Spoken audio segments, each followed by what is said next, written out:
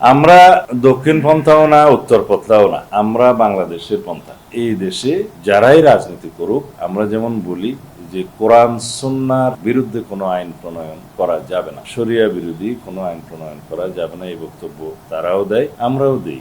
আমরা দক্ষিণ পন্থাও না, উত্তর পন্থাও না, আমরা বাংলাদেশের পন্থা, আমরা মধ্যপন্থা, মধ্যপন্থীতে বিশ্বাস করি। সেই জন্য বাংলাদেশের সকল রাজনৈতিক দল, রাজনৈতিক শক্তি এবং সকল জনগণের প্রতিনিধিত্বকে নিয়ে যারা রাজনীতি করে তাদের সাথে কথা বলছি। কারণ আমরা একটা গণমানুষের সংগঠন হিসাবে বাংলাদেশ জাতীয়তাবাদী রাজনৈতিক দল আমরা একটা গণমানুষের দল হিসাবে বাংলাদেশ জাতীয়তাবাদী দল বিএনপিকে মনে করি, এবং সেই হিসাবে আমরা সকল মানুষের সাথে, সকল রাজনৈতিক দলের সাথে আমরা আলাপ আলোচনা করতে চাই এবং এই দেশের রাজনীতিতে একটা সৌহার্দ্যপূর্ণ পারস্পরিক সৌহার্দ্যপূর্ণ অবস্থান আমরা সৃষ্টি করতে চাই, যাতে সকল রাজনৈতিক দলগুলোর মধ্যে আদর্শিক ফিলোসফিক মতপার্থক্য থাকলেও সবাই যাতে জাতীয় স্বার্থে এক জায়গায় বসতে পারি, সেরকম একটা এনভায়রনমেন্ট, একটা আবহাওয়া আমরা সৃষ্টি করতে চাই, পরিবেশ সৃষ্টি করতে চাই, যার লক্ষ্যে আমরা সকল পন্থার সাথে আলোচনা করছি।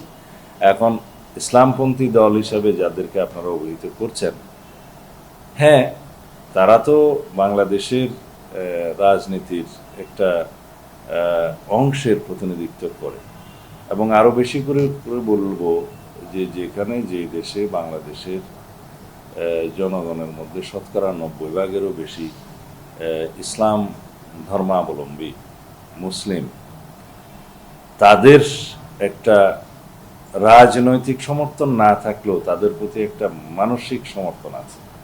ইলেকট্রা রেফ্রিজারেটর, খাবার তাজা তো জীবন তাজা। ইলেকট্রা, ফ্রিজের রাজা।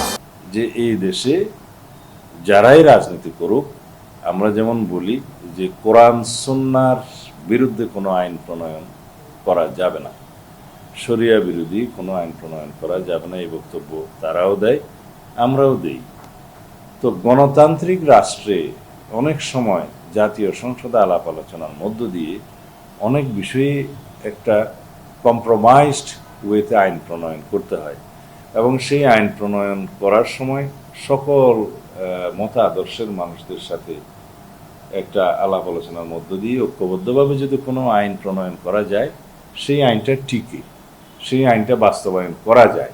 কিন্তু বিশাল জনগোষ্ঠীর মতামতের বাইরে, সেন্টিমেন্টের বাইরে যদি কোনো আইন প্রণয়ন করা হয়, সেই আইনটা কিন্তু বাস্তবায়ন করা যায় না বা খুব কঠিন, বিতর্ক হয়। সেই জন্য আমরা একটা ঐক্যমত্য সৃষ্টির প্রচেষ্টা নিয়েছি, যাতে ভবিষ্যতের রাজনীতিতে এবং আগামী দিনের যে রাষ্ট্র আমরা বিনির্মাণ করতে চাই, সেই রাষ্ট্রে কোনো রকমের বড় রকমের বিভেদ না থাকে, জাতীয় ঐক্যটা থাকে।